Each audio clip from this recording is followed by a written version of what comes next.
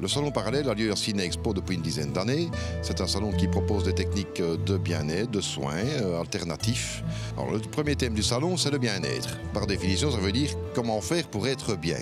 Donc là, on va pouvoir voyager dans un panel ici de différentes techniques qui sont présentées pour essayer d'avoir du bien-être. Maintenant, ce bien-être, ça peut être par un massage, quel type de massage, un massage déstressant, un massage aux huiles chaudes, ayurvédique, différents matériaux éventuellement, il y a des matelas massants, il y a de la luminothérapie, des choses qui rentrent dans une tonalité de certaines personnes qui vont leur amener un bien-être, elles vont se sentir bien.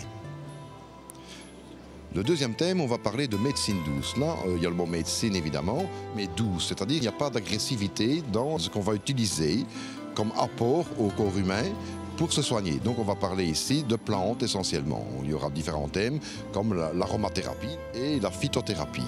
L'aromathérapie, on va plutôt parler d'huiles essentielles et en phytothérapie, on va plutôt parler de tisanes qui sont très puissantes. On se dit, si les plantes sont un peu mal, en fait c'est très puissant et c'est très ciblé.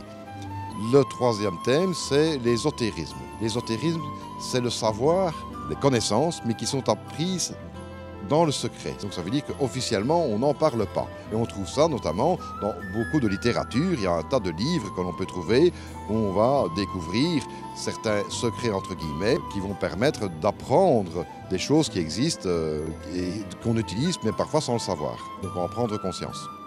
Le quatrième thème, ce qu'on appelle le psychisme, là, c'est plutôt la psychologie, la psyché qui va être abordée. Il y a des voyants et des voyantes, donc de renommée nationale et internationale, de différents types, parce qu'il y a du spiritisme, contact avec des personnes décédées, il y a la clairvoyance, des gens qui sont voyants, il y a la clairaudience, il y a la médiumnité, on peut peut-être envisager son avenir.